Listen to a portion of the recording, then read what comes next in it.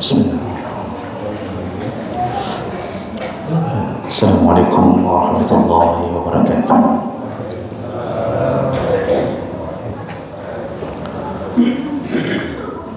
Alhamdulillahi rabbil alamin wa bi ni'matihi tatimmu shalihat. Asyhadu an la ilaha illallah wahdahu la syarika lah. Wa asyhadu anna Muhammadan 'abduhu wa rasuluhul karim. Allahumma salli wa sallim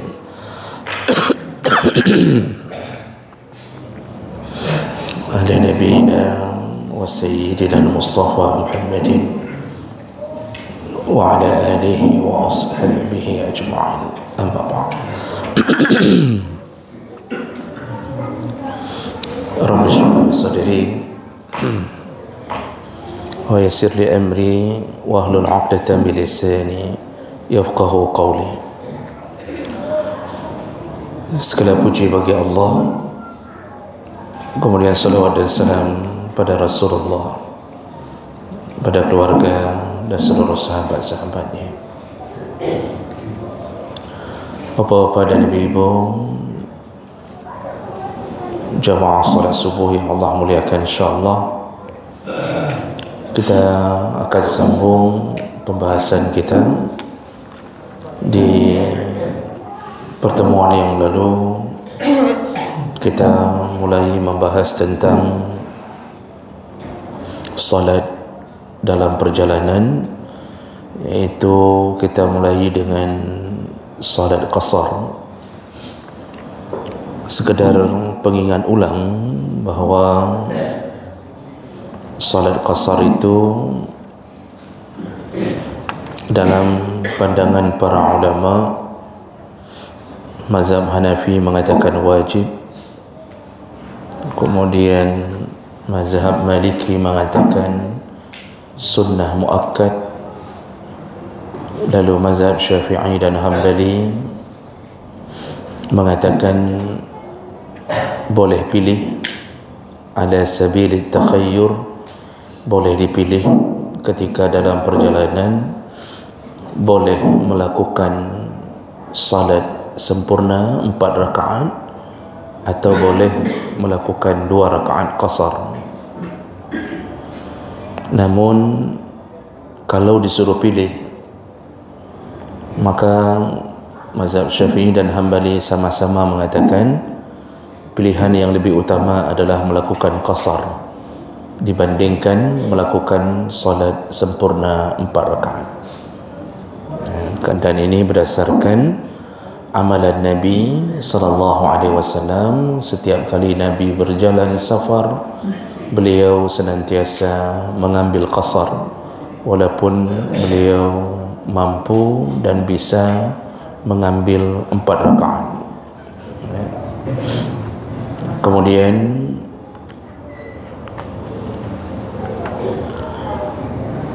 ada syarat-syarat untuk mengesahkan pelaksanaan qasar. Kita sudah bahas 2. Yang pertama, jarak yang diniatkan, jarak yang diniatkan itu berdasarkan pendapat yang paling kuat dan berdasarkan dalil 4 burud 16 farsah 2 marhalah sama dengan 89 km atau 90 km. Dan saya ingin ulang kembali, jarak itu bukan jarak yang sudah ditempuh, tapi jarak yang diniatkan untuk ditempuh. Jadi begitu sudah berniat ingin menempuh perjalanan menuju ke satu tempat yang jaraknya melebihi 89 km, walaupun kita baru menempuh 10 km, kalau sudah datang waktu salat, maka dibolehkan untuk mengambil qasar.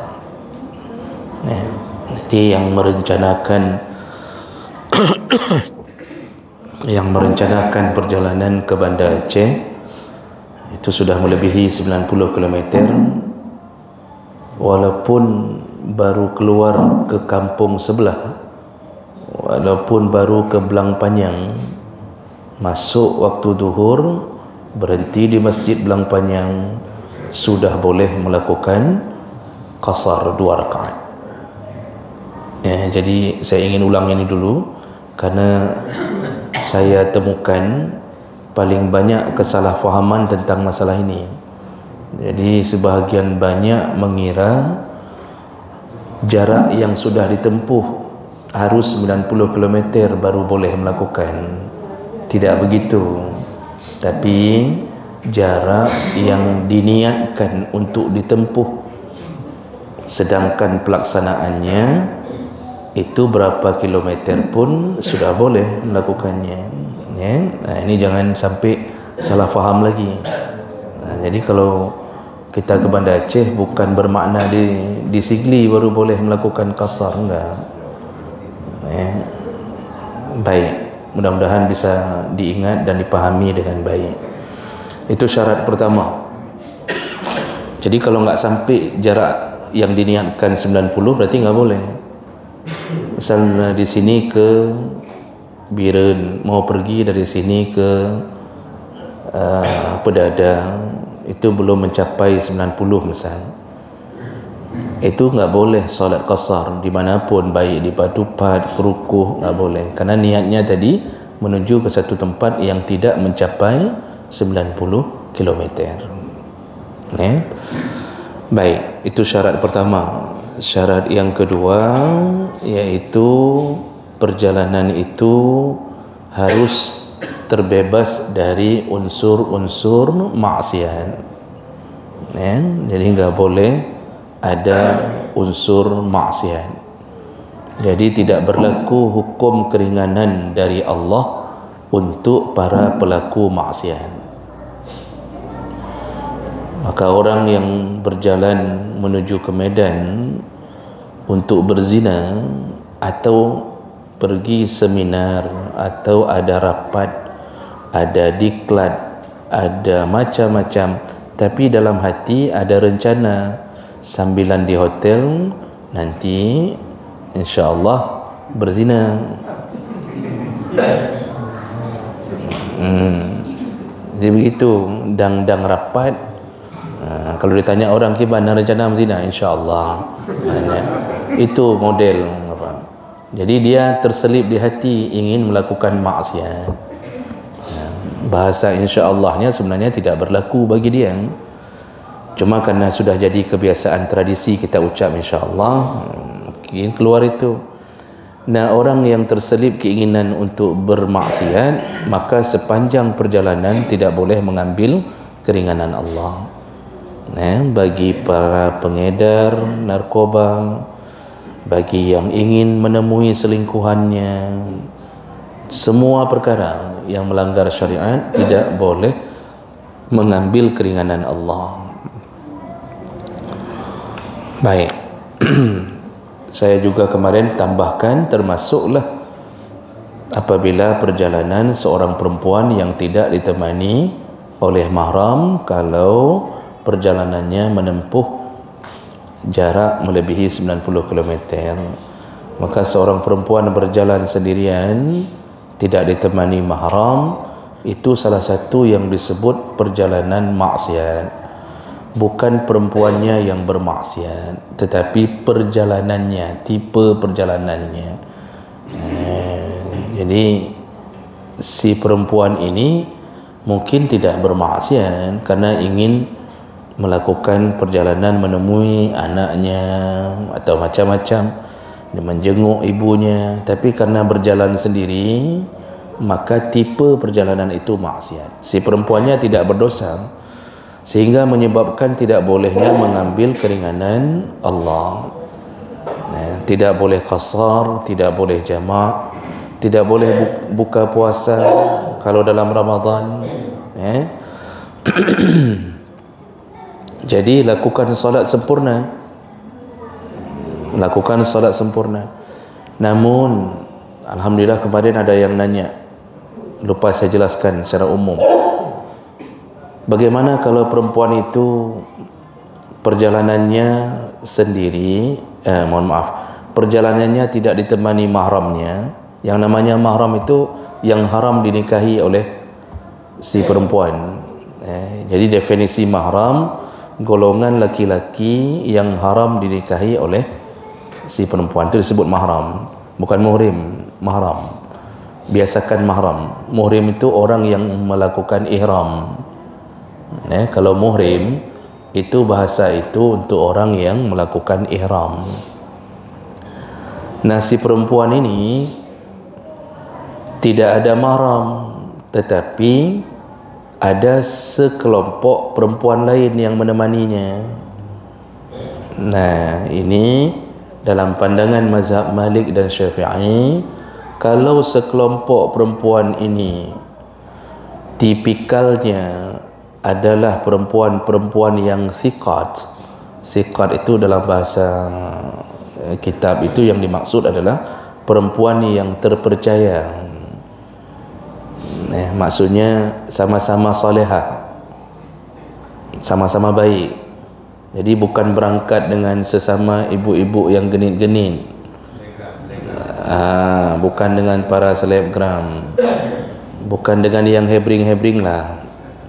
Jadi contohnya ibu berangkat umrah, suami nggak bisa berangkat, akhirnya sendiri, anak nggak bisa, atau mertua yang jadi mahram pun nggak bisa, karena mertua itu mahram. Menantu nggak bisa temani, sendiri. Ternyata ada sekelompok perempuan lain yang sama-sama berangkat. Yang namanya berangkat umrah, tentu perempuan yang berangkat ni kan orang baik-baik. Nah, dalam mazhab Malik dan Syafi'i, perjalanan ini disebut telah menggantikan mahram. Jadi solusinya adalah berjalan dengan sekelompok perempuan yang baik-baik. Itu bisa menjadi pengganti mahram. Kalau sudah begitu, sudah boleh ambil qasar, ambil jama'. Jadi semua keringanan sudah boleh diambil. Begitu. Jadi keringanan Allah, ar-rukhasu la tunatu bil ma'asi.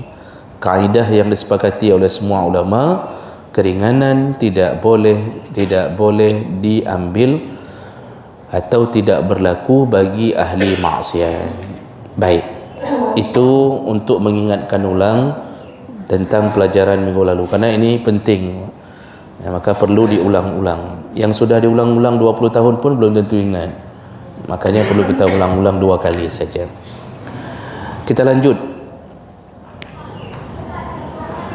Syarat ketiga, al-mawdi' alladhi yabda' minhu al-musafir bil qasar. Kapan syarat ketiga adalah batasan seorang musafir mengambil qasar.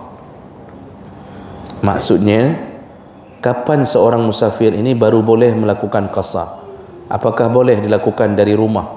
Ini mau keluar, misal pas mau keluar azan zuhur, tapi sudah koper sudah siap, sudah dinaikkan ke mobil, lalu kemudian bunyi azan zuhur.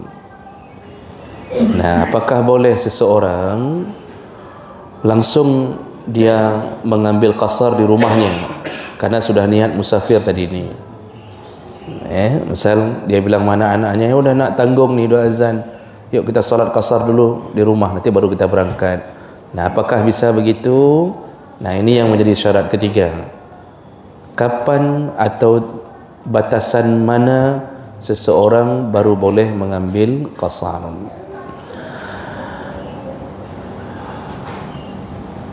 Wa qad ittafaqa al-fuqaha, sepakat para ahli fiqh menyebutkan ala anna awwal as-safar allazi yajuzu fihi al-qasr wa nahwi huwa an yakhruja al-musafir min buyutil balad allati kharaja minha wa yaj'alaha wara'a dhahrihi. au yujawizul umran. Nah, syarat ketiga boleh melakukan qasar adalah disepakati oleh semua ulama ahli fiqih bahawa dibolehkan ketika seorang musafir sudah keluar dari rumahnya, ya, dan maksud sudah keluar itu adalah dia telah meninggalkan rumah-rumah di belakangnya, min wara'i dhahri wa ja'alaha min wara'i dhahri, atau dia telah melewati batasan tapal batas kampungnya, yujawizul umran. Jadi bukan hanya sekedar keluar dari rumah keluar dari rumah tapi masih di kampung, nggak boleh ngambil qasar.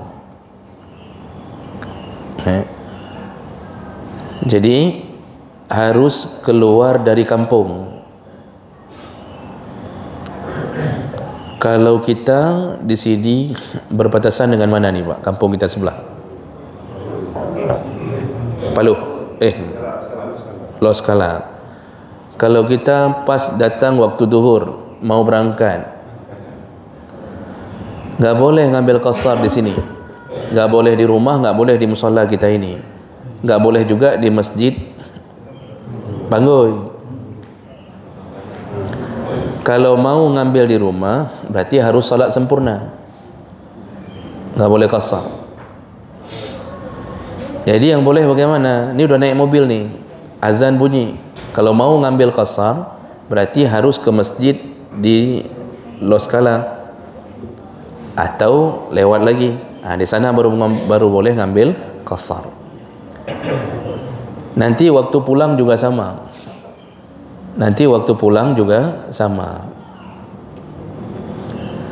Ini pas waktu kita pulang habis pas waktu Isya, pulang sampai di Loskala, ya, itu waktu Isya misal. Lalu kita satu mobil mengatakan, nak nanti di rumah aja lah kita qasar ya, ini udah nggak enak badan juga nih, biar kita mandi dulu baru enak kita solat, kita qasar aja di rumah. Nggak boleh. Kalau sudah sampai di rumah, masuk tapal batas kampung, bukan di rumah, masuk tapal batas kampung, itu gugur kebolehan qasar. Jadi kalau sudah sampai di rumah harus ngambil sempurna. Jadi bagaimana caranya bagi yang merindukan qasar, sigagam kan, menghadap qasar, maka berhenti di Loskala, berhenti di masjid sebelum masuk kampung kita, di sana ambil terakhir. Kalau sudah masuk ke sini tak boleh lagi mengambil keringanan, ya. Jadi ini semua disepakati oleh para ulama fiqih, karena kalau sudah masuk ke kampung maka dia sudah dianggap bermukim kembali, tidak lagi disebut musafir. Yang kedua, ayat Allah, yaitu surat An-Nisa ayat 101, ketika Allah mengatakan wa iza darabtum fil ardi falaysa 'alaikum junahun an taksuru minas salah, ketika engkau telah menapakkan kakimu di muka bumi, maksudnya sudah berjalan.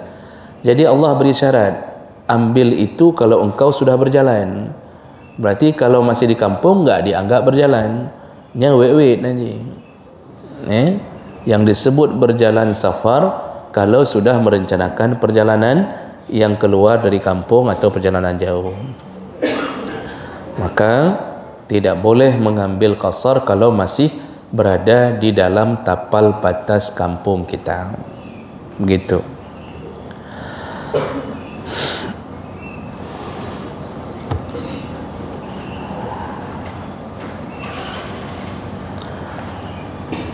Baik, itu syarat yang ketiga.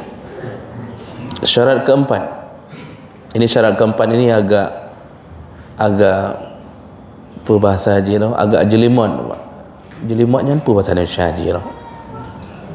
Ini agak ini betul-betul harus fokus. Artinya agak sulit. Saya pun kadang-kadang menjelaskannya harus betul-betul mikir agar bisa dipahami. Ini syarat keempat ini harus dipahami dengan benar. ya, iaitu tentang masa boleh melakukan qasar. Berapa lama boleh melakukan qasar? Miqdaru zaman allazi yuqsaru fihi iza aqama al-musafir fi mawdi'. Berapa lama seseorang boleh melakukan qasar selama dia sudah berniat untuk melakukan perjalanan. Nah, ini kasus ini juga paling banyak membuat orang salah faham. Selama ini yang sering difahami orang, kalau belum 3 hari masih boleh melakukan qasar. Itu kunci yang sering dipahami orang. Jadi sering misal satu keluarga melakukan perjalanan, anggaplah ke Medan, lalu di sana baru 2 hari ni, kan? Dan mereka melakukan keringanan Allah, mengambil keringanan Allah, qasar. Nanti hari ketiga masih qasar. Nanti ada yang nanya di hari keempat masih boleh. Ada yang nanya di hari ketiga masih boleh. Nanti muncul jawaban di antara sama keluarga itu, kan ini kan masih 3 hari, nggak apa-apa. Jadi begitu kunci orang hari ini berfikir. Simpelnya begitu orang rata-rata. Benarkah begitu? Ya, nanti kita jelaskan. Tapi pikir dulu, benarkah begitu? Nggak usah dijawab. Karena nanti kalau bapak jawab bisa jadi salah, bisa jadi benar. Nah, makanya ini permasalahan ini penting sekali untuk diingat bagaimana sebenarnya penetapan masa. Berapa lama boleh melakukan keringanan Allah ini?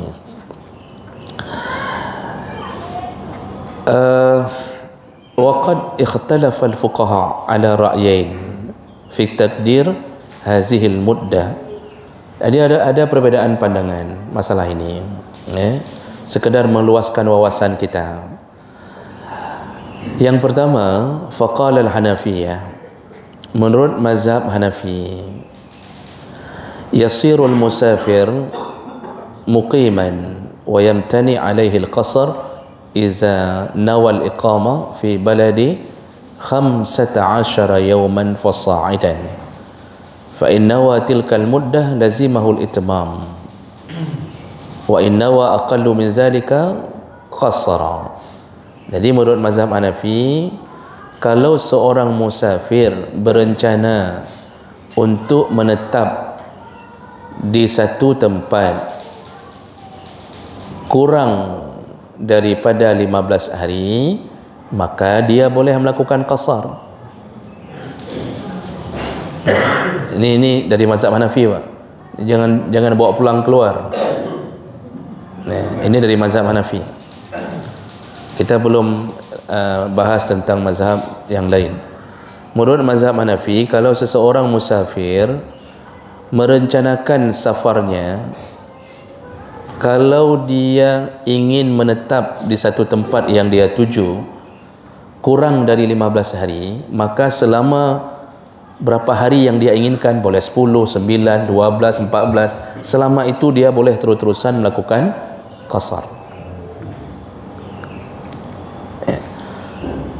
Tapi kalau dia rencana menetap di atas 15 hari, maka dari awal dia enggak boleh melakukan qasar. Begitu kuncinya dari mazhab Hanafi. Pada huro di bandar rencana 20 huro, rencana sebulan, rencananya 20 hari, sebulan. Berarti dengan niat itu, maka dari awal dia tidak boleh melakukan qasar kecuali hanya di dalam perjalanan pergi dan pulang saja. Ini dalam mazhab Hanafi begitu. Jadi sudah sampai di bandar,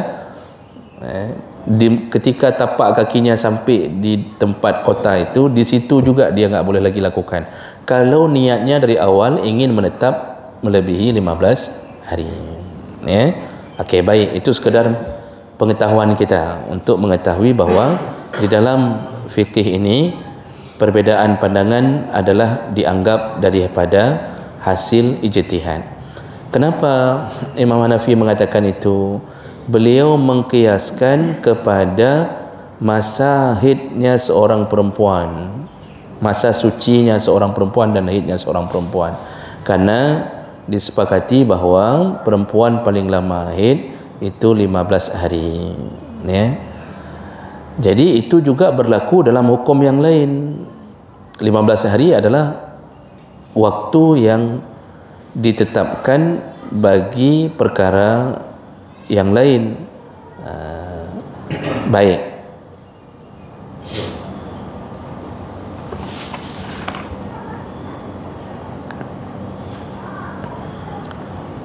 Namun mazhab Hanafi memperjelas begini, sedikit lagi mendetailkan, wa in kana yantadir qada' hajatan muayyanah lahu al-qasr walau tala at-taraqqub sinin. Tapi bagi seseorang yang enggak jelas berapa hari, ditanya berapa hari di Medan, enggak tahu, jadi bisa jadi sebulan, bisa jadi 2 bulan. Ada orang yang bisnis, enggak ada rencana membuat KTP di tempat dia bisnis, tapi bisnisnya terus berlangsung 2 bulan, 3 bulan, enggak pulang-pulang ni, Pak. Atau pasukan dikirimkan ke Papua, dia dikirimkan mungkin selama 4 bulan dan enggak ada rencana menetap di situ. Enggak ada, dia pun enggak tahu kapan dipulangkan. Jadi kuncinya dia tidak tahu berapa hari harus berada di sana.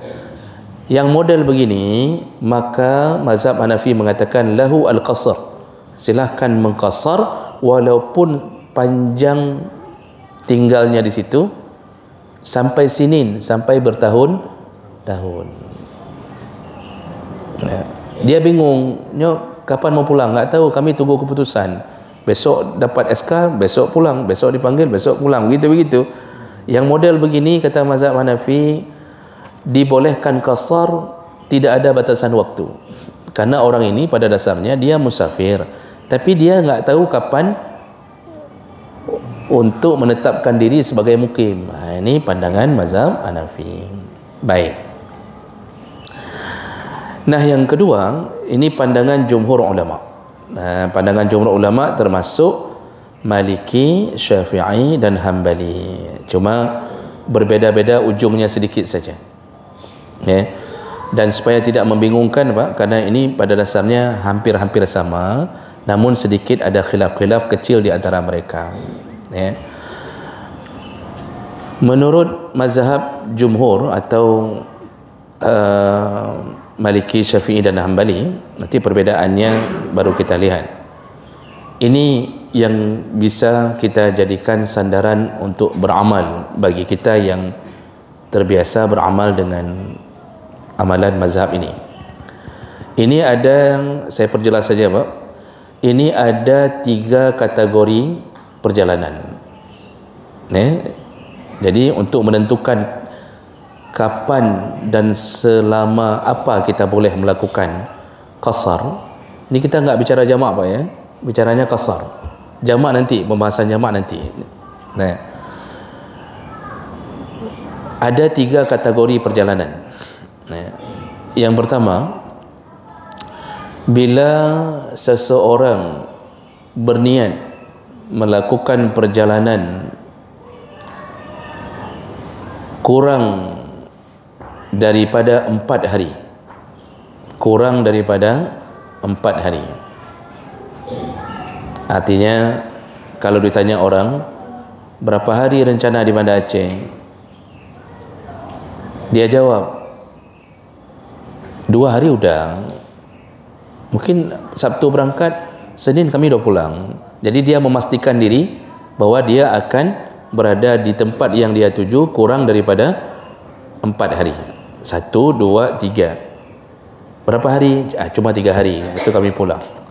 Kalau niat itu pasti itu berdasarkan ukuran manusia. Nanti bisa jadi di tengah perjalanan berubah niat, berubah hukum.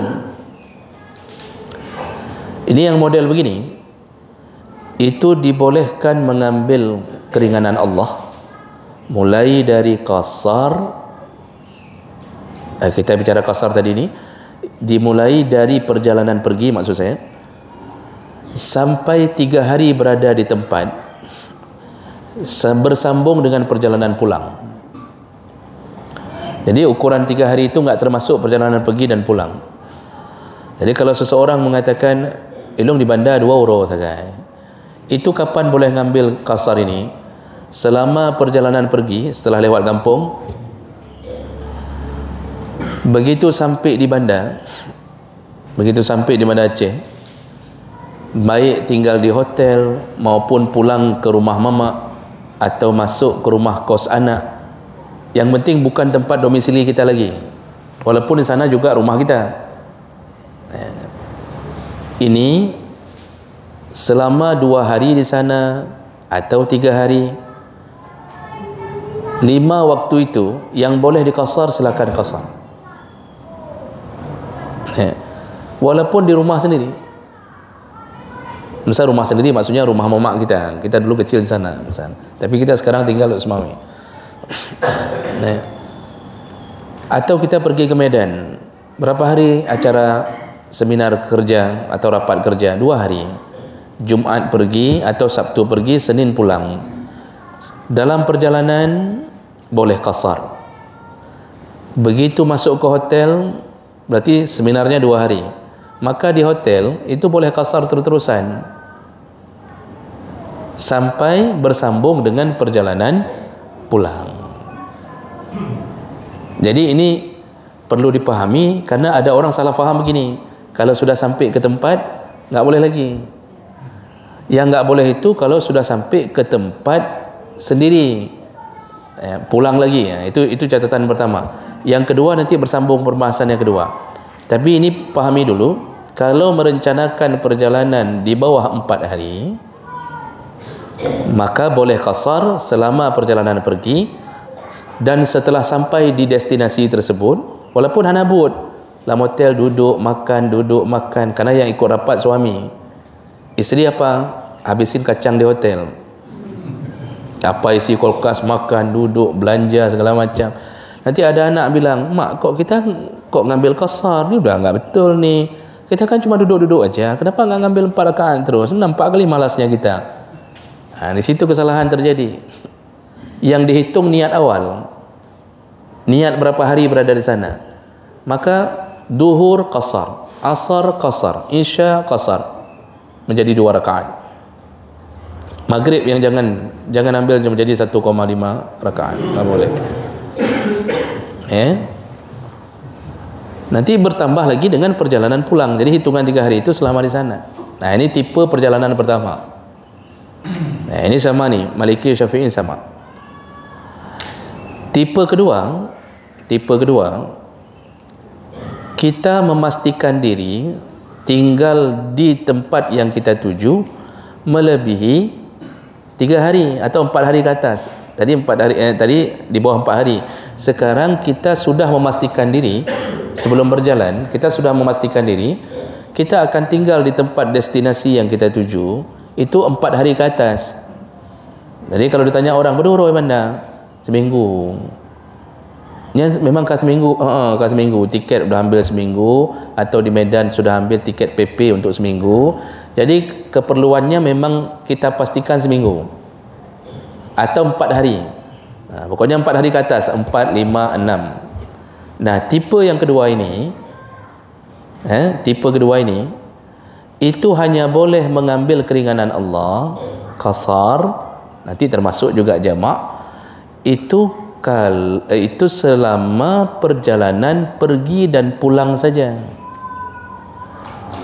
Perlu diingat baik-baik Bapak Ibu, itu hanya boleh dilakukan selama perjalanan pergi dan perjalanan pulang.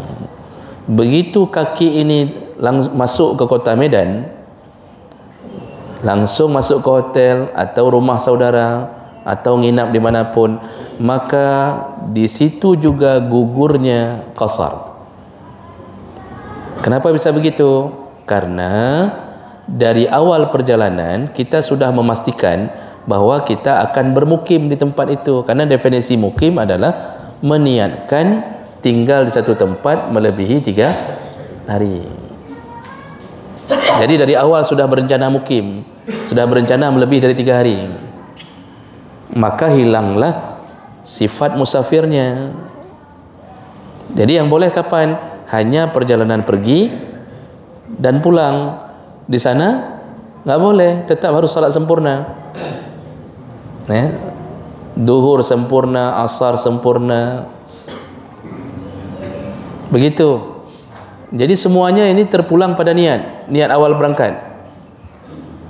Nah, jadi jangan salah-salah mengambil hukum. Paling banyak terjadi kesalahan. Maka tadi ini, permasalahan kedua ini, kan sering orang salah. Mereka menjawab, belum 3 hari nggak apa-apa. Jadi dia rencana tinggal di Banda Aceh 2 minggu, kan? Lalu cara mengambil hukum, ini orang awam mengambil hukum, seperti saya bilang tadi, ini rencana dari awal memang rencananya mau tinggal di Banda Aceh 2 minggu, mau liburan atau apa sajalah, atau seminggu. Lalu dia mengambil keputusan hukum, kalau belum 3 hari boleh qasar. Maka begitu sampai di Banda Aceh, dia qasar hari pertama, dia qasar hari kedua.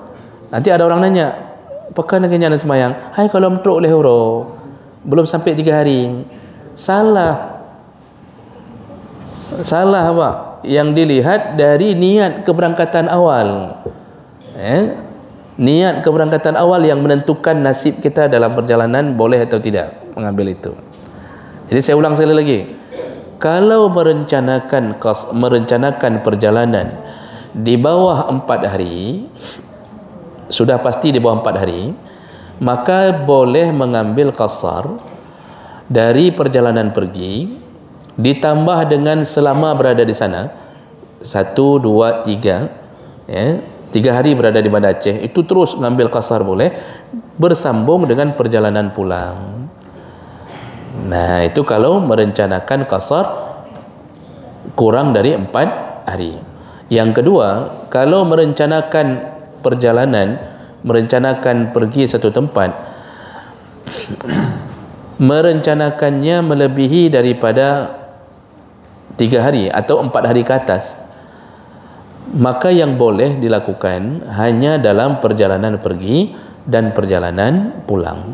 Selama sampai di sana, seminggu, sebulan, itu tetap gugur kebolehan mengambil keringanan ini.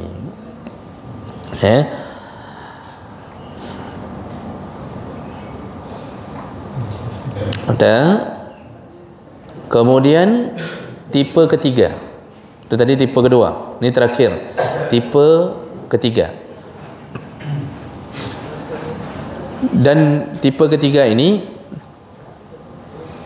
dalam mazhab Syafi'i, kalau perjalanan ke satu tempat dan dia tidak mengetahui pasti berapa lama dia berada di sana. Kalau tadi mazhab Hanafi mengatakan kalau enggak tahu pasti, metonton je qasar. Kalau enggak tahu pasti kapan pulang dan enggak ada rencana pun dia tinggal di sana, cuma kerana tunggu-tunggu perintah saja. Nah, sekarang dalam mazhab Syafi'i ditanya orang, berapa lama di Banda Aceh? Jawabannya enggak tahu. Ya, tergantung dokter lah. Berapa lama di Penang? Enggak tahu, tergantung dokter. Kalau dokternya bilang harus nginap, ya berarti kami nginap. Kalau dokternya suruh pulang, ya biasa jadi kami pulang. Kalau dokternya enggak masuk-masuk, berarti dokternya kurang ajar. Selalu gitu. Itu contoh misal, kan? Berapa hari di Penang? Enggak tahu dia. Enggak bisa dia pastikan. Yang penting tiket open. Enggak ada kepastian. Nah, itu kan terjadi perkara-perkara seperti itu, Pak. Ya, enggak tahu. Nah, posisi seperti ini itu dibolehkan mengambil qasar. Pertama, perjalanan pergi ditambah dengan 18 hari selama berada di sana maksimal. 18 hari, Pak. Maksimal 18 hari. Nanti ditambah perjalanan pulang.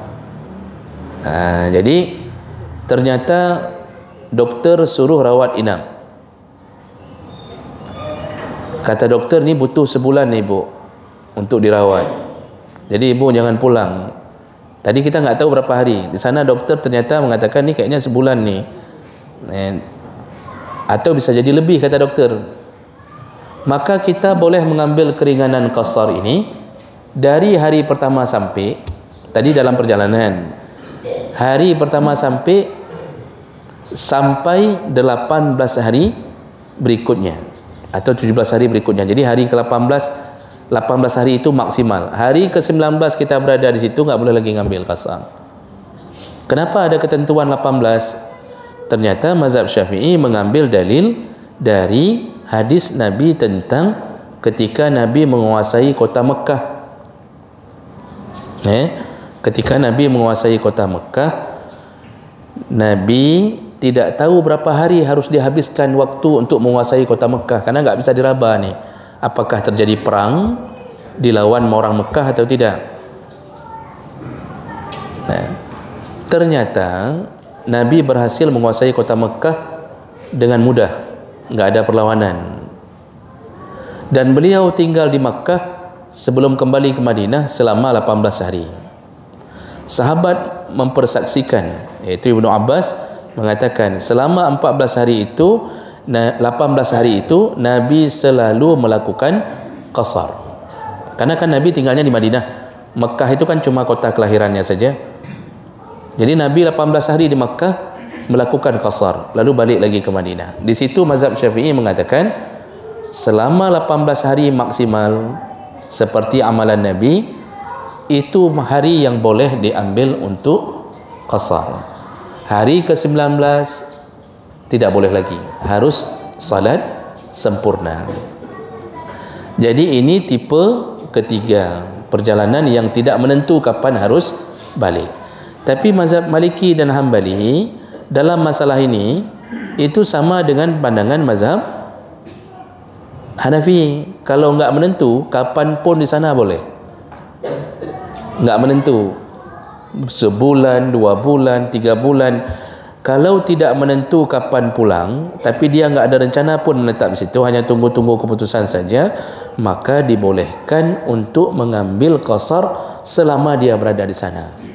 Jadi mazhab Syafi'i yang menentukan 18 hari. Nah, ini perbedaan sedikit ketika berada di ujung. Jadi kalau begitu Bapak Ibu, ini yang harus difahami tentang berapa lama kita boleh melakukan qasar, ya. Jadi ini jangan salah-salah lagi. Semua digantungkan pada niat perjalanan pertama, bukan yang terjadi di lapangan. Begitu. Baik. Kita cukupkan sambil kita tunggu waktu kebolehan salat. Sekarang ini salat jam 7, keluar matahari jam 6.45 Pak ya? 6.45. Berarti 15 menit lagi baru boleh salat. Maka kita sambung dulu dengan pertanyaan kalau ada. Kalau tidak ada, daripada kita pulang tidak dapat pahala haji umrah, karena berhaji semakin kecil kemungkinan, maka kita cari pahala haji dan umrah melalui salat-salat sunnah setelah salat subuh ini. Kalau berharap haji, kita yang sudah kumpul uang mudaftar haji belum tentu bisa berhaji. Kalau seandainya Ya'jud mengeluarkan pengumuman menjadi 70 juta misal, jadi bisa jadi kita teraniaya kembali. Baik, silakan Bapak Ibu kalau ada. Sebelah kanan duluan, karena Nabi biasa minta sebelah kanan duluan, ya. Mohon maaf, sebelah kanan duluan. Silakan. Waalaikumsalam. Salah saya dengarkan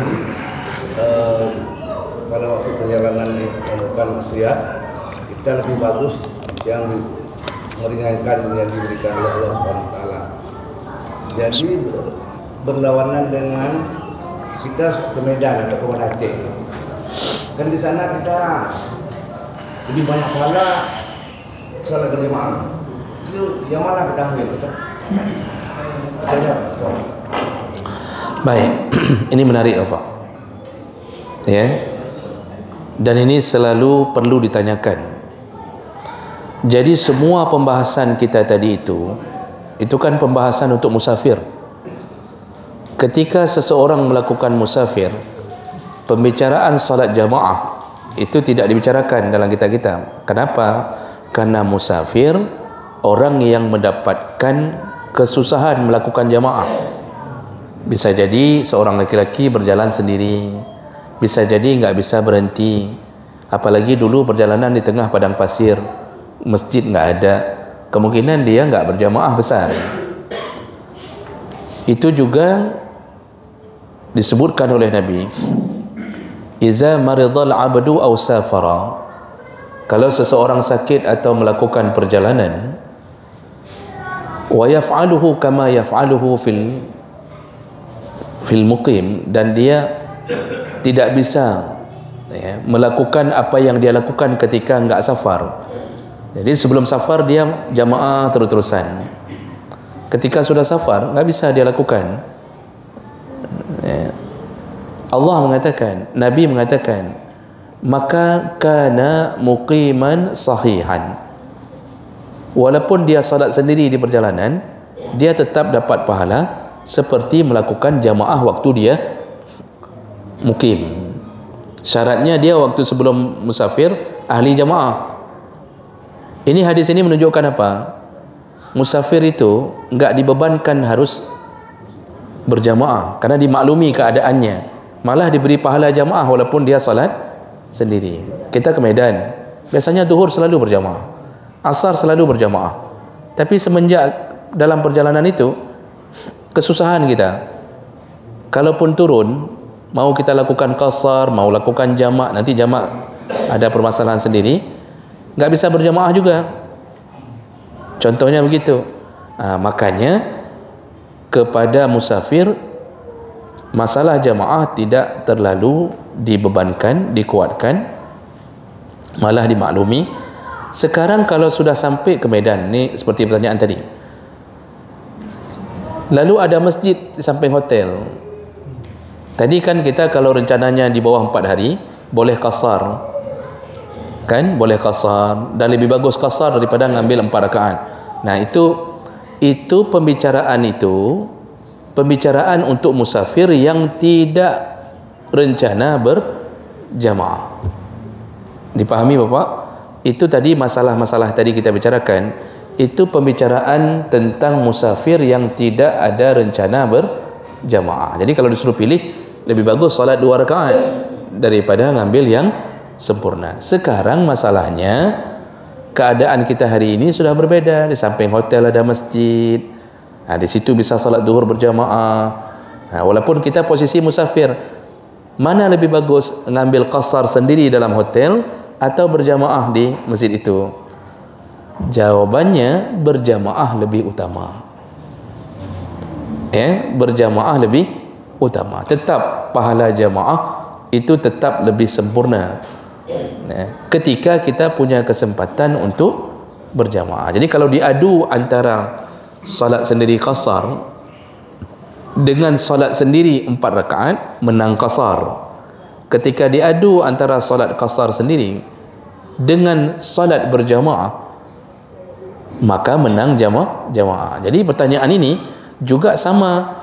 Kita punya mobil berangkat kepada Aceh, berhenti di Sigli, masuk ke masjid di Sigli, ternyata di situ baru iqamah. Pilihannya apakah kita salat sendiri qasar atau kita berjamaah di situ? Memilih berjamaah lebih utama daripada melakukan qasar. Itu kalau ada kesempatan berjamaah, tetap enggak hilang dalil yang mengatakan bahawa salat berjamaah 27 derajat lebih tinggi daripada salat sendiri. Jadi yang semua pembicaraan kita tadi itu bukan mengenai salat jamaah, tapi begitu sudah masuk ke kategori beradu dengan salat jamaah, tetap lebih utama untuk salat jamaah. Atau melakukan jamaah bersama-sama musafir, itu lebih utama daripada qasar sendiri.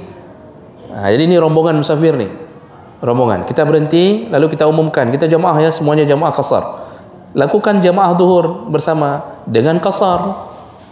Ini cuma 2 rakaat duhurnya, qasar itu lebih utama daripada melakukan qasar sendiri sendiri. Jadi begitu Bapak. Okey, baik. Siapa tadi? Oh, sama Mandu pertanyaan ni, Mak. Oh. Tadi Baik. saya sempat bertanya juga apabila kita Sebentar. satu rame-rame atau satu bus. Jadi itu saya bodoh tanya, tapi kata jawab. Alhamdulillah. Berarti kali Bapak. Berarti kita silakan Ustaz. Waalaikumsalam warahmatullahi. Nah, dua pertanyaan. Yang pertama berkaitan dengan urinem yang tidak ada mahram. Tetapi ada keinginan, artinya jika seorang istri melakukan perjalanan karena tugas kantor yang tidak bisa didampingi oleh mahram, mesti baiknya itu jawab. Didampingi suami kau tiket kan apa? Yang bandar Medan je lah, di tempat keluarga. Tetapi ada keinginan. Apakah itu termasuk tipe perjalanan maksiat atau bagaimana? Itu satu. Yang kedua, berkaitan dengan perjalanan jauh dengannya misalnya di bawah misalnya 1 bulan. Artinya tadi yang terakhir adalah pembahasan boleh kasar ketika 18 hari. Nah, di 18 hari itu ada Jumat. Nah, kalau dalam perjalanan bisa memilih boleh berjumat atau tidak berjumat.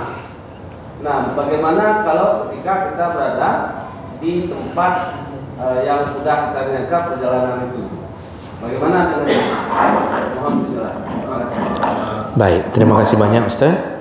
Yang pertama, kondisi seorang perempuan yang diizinkan oleh suaminya untuk pergi sendiri dan perjalanannya tidak mungkin ditemani, apakah tetap berlaku hukum tidak boleh melakukan qasar selama dalam perjalanan pergi? Ini tetap berlaku bang, tetap berlaku.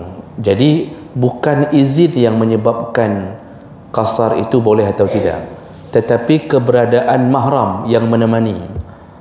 Ini sama kalau ditanya, misal contoh, suami mengizinkan isteri pakai baju ketat, apakah isteri tidak berdosa? Jadi begitu ditanya, misalnya, apakah pakai long nak izin adalah kau, yang penting kalau kau nak izin dong, berurusan menganggap ini.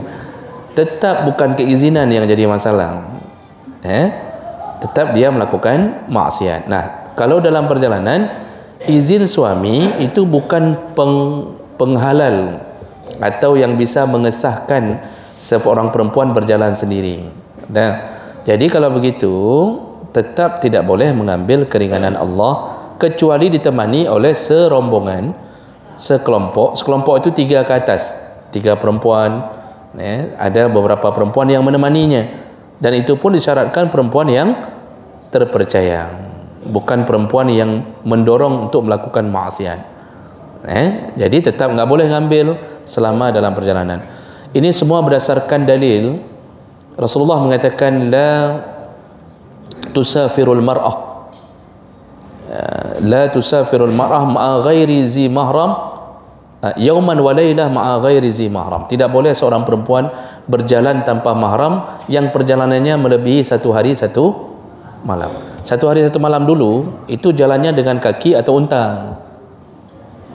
Sekarang nggak bisa diukur dengan malam dan hari, ukurannya ya ukuran musafir tadi. Jadi ini tetap nggak berlaku hukum keringanan Allah bagi yang berjalan.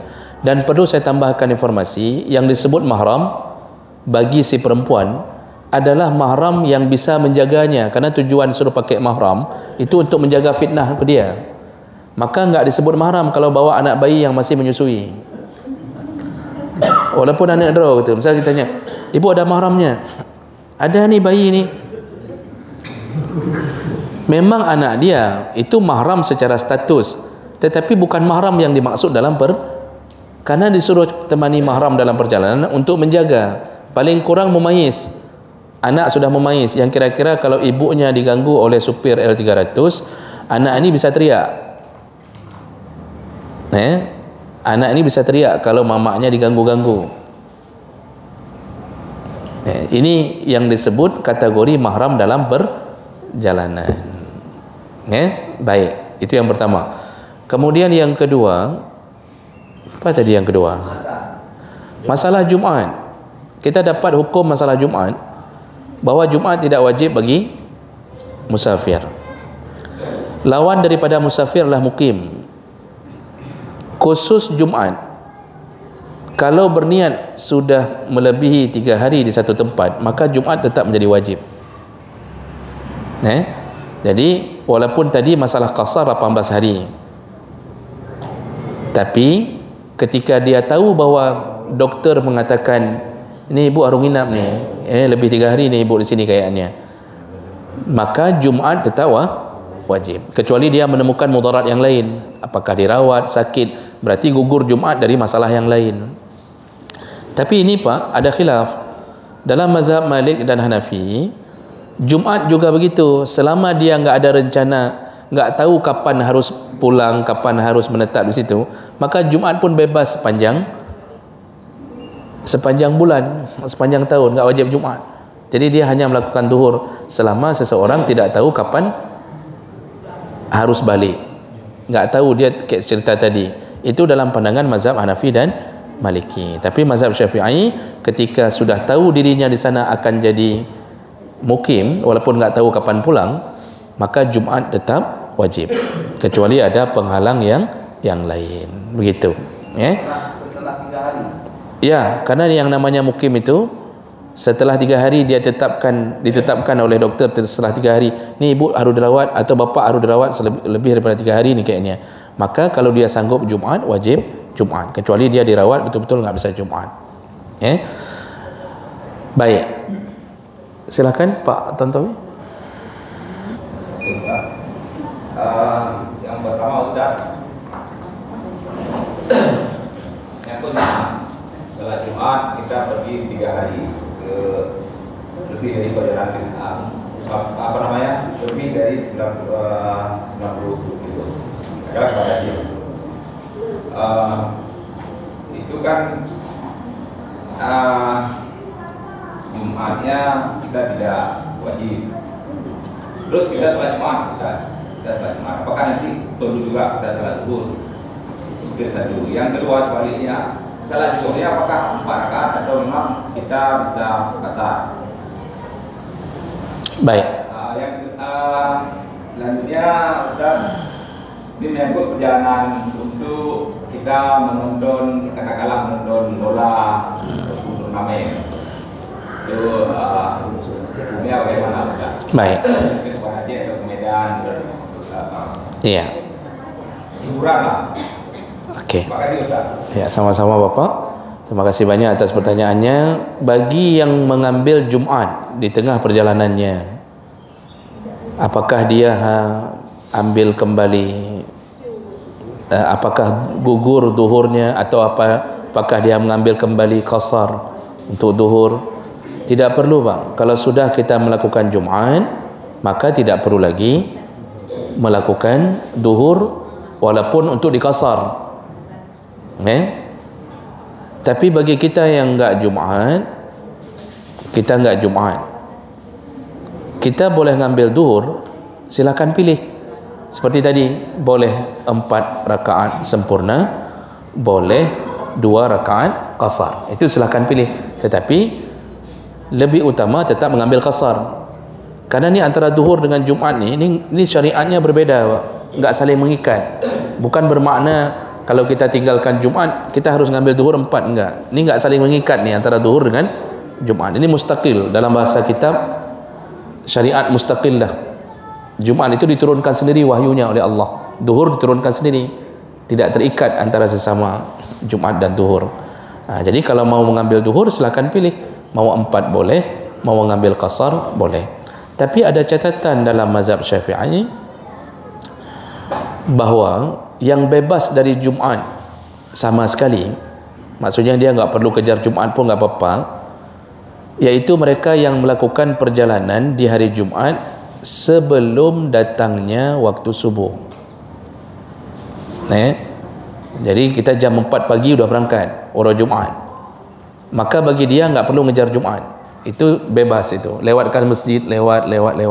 Tapi yang pergi setelah azan subuh tetap dikuatkan untuk melakukan Jumat walaupun di perjalanan. Itu bagi mereka yang memang berjalan di hari Jumat. Jadi kalau mau bebas sama sekali, artinya bebas, nggak dianggap orang wajib Jumat sama sekali, adalah yang keluar sebelum azan subuh di hari Jumat itu. Jadi itu masalah pemilihan tentang solat duhur boleh 4 atau 2, silahkan pilih. Tidak ada hubungan pengganti Jumat itu harus 4 rakaat duhur, nggak ada. Okey. Kemudian pertanyaan kedua. Oh ya, nonton bola. Nonton bola ini bagaimana? Pergi ke Medan menonton bola atau pergi ke manalah nonton untuk hiburan. Ini Pak, ini agak susah memang menentukannya, ini agak susah. Karena kalau kita baca, saya beberapa kali baca fatwa tentang hukum pergi menonton permainan yang dalam agama dianggap sia-sia.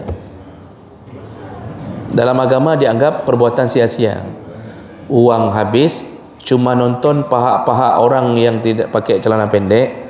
Permainan itu pun permainan sia-sia. Arti sia-sia dari sisi agama. Dari sisi agama mungkin itu hobi kita, tapi di sisi agama itu lagha, menghabiskan waktu pada perbuatan sia-sia.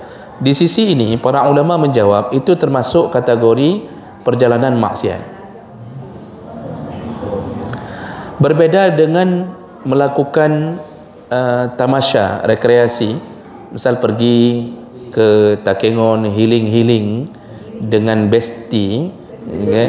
Jadi pergi misal itu tidak dikategorikan maksiat. Dia pergi dengan keluarga, dia pergi ke Takengon segala macam, dia memang melakukannya tanpa ada unsur maksiat. Itu enggak, itu disebut perjalanan mubah, boleh-boleh saja. Jadi perjalanan itu ada 3. Perjalanan mubah artinya boleh, enggak pun buang-buang uang, memang bawa keluarga segala macam untuk menghibur diri daripada bunuh diri, dia pergi, itu perjalanan mubah. Yang kedua perjalanan sunnah, tujuannya untuk bertakarrub, perjalanan untuk melakukan kedekatan agama, pergi jauh untuk bersilaturahim, kunjungi orang sakit, berziarah, itu perjalanan sunnah. Nanti ada perjalanan wajib, yaitu melakukan sesuatu yang wajib, termasuk haji dan umrah. Umrah pertama itu perjalanan wajib. Umrah pertama itu wajib. Jadi jangan kira umrah itu sunat. Umrah pertama wajib. Mazhab Syafi'i pun mengatakan umrah pertama itu wajib. Jadi kita nanti kalau nggak sempat berhaji lagi, ya lakukanlah umrah. Kalau memang nggak wajib lagi haji karena sudah dinaikkan harga, maka lakukanlah umrah. Nah, jadi kalau untuk olahraga begitu, itu lebih kepada perjalanan maksiat. Lebih ke situ arahnya. Yang saya baca beberapa fatwa. Karena agama nggak mentolerir membuang-buang waktu untuk urusan seperti itu dan membuang-buang harta. Apalagi kalau kita lihat TV, sebenarnya lebih dekat di TV daripada di tribun. Di tribun kita cuma nampak bola, nggak nampak orang, nggak nampak. Di TV nampak, bagus nonton di TV. Kira-kira begitu. Masih ada? Satu lagi. Ya, silakan Bapak, silakan.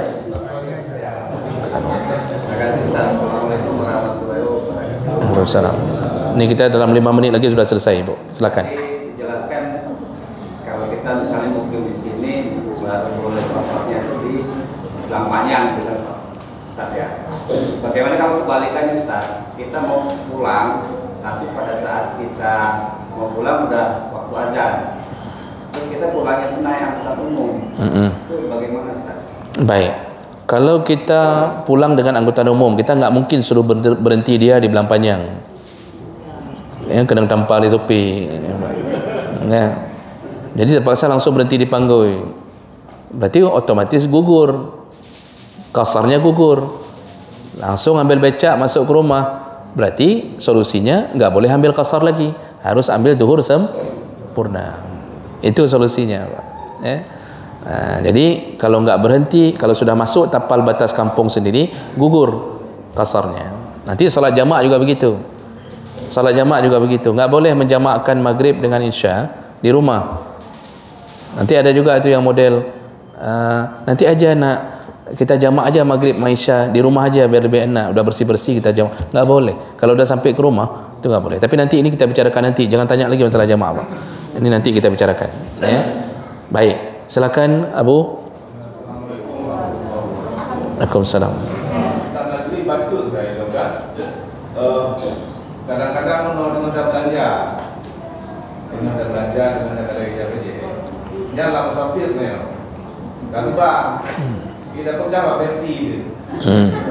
Ya. Kan sama yang Thailand itu sama yang pasar pasar. Belanja itu Pak mau Ustaz. Gitu nah. Mengambil qasar di waktu asar nggak boleh. Yang namanya qasar itu dilakukan di waktunya. Pilihan kedua nanti jamak. Pilihan kedua jamak. Cuma saya beri kata kunci dulu. Jamak itu termasuk jamak itu lebih luas daripada qasar. Dia boleh kondisi apapun. Kalau qasar hanya boleh lakukan dalam suasana musafir. Nggak boleh untuk sakit, nggak boleh untuk mudarat yang lain. Kalau jamak lebih luas. Jadi misal isteri mengatakan nanti aja kita pulang ke hotel kita qasar duhurnya di waktu asar, nggak boleh. Di situ sudah jatuh ke dosa, berarti nggak salat duhur. Yang boleh nanti aja kita jamak.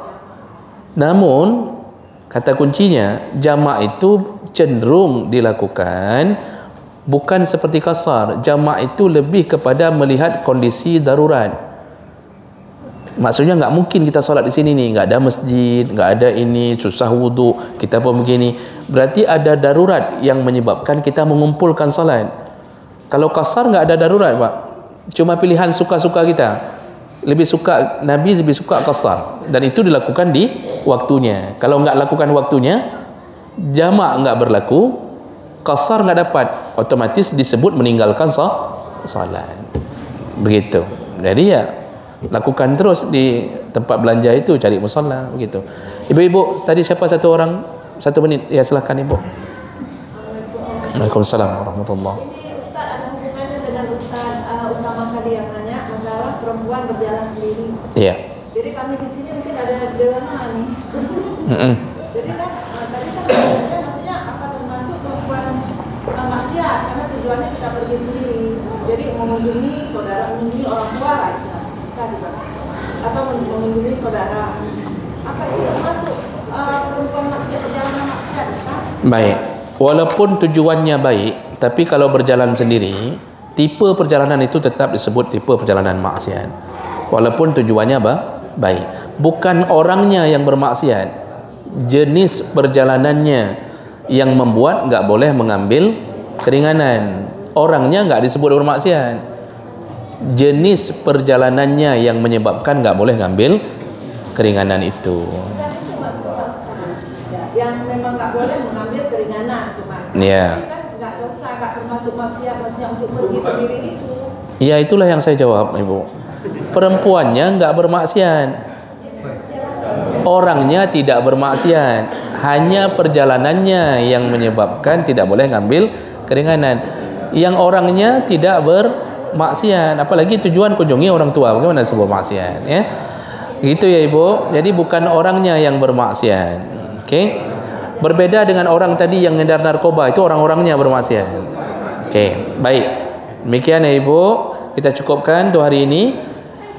Kita tutup dengan kafarah majlis. Subhanakallahumma bihamdik asyhadu an la ilaha illa anta astaghfiruka wa atubu ilaik. Wassalamualaikum warahmatullahi wabarakatuh.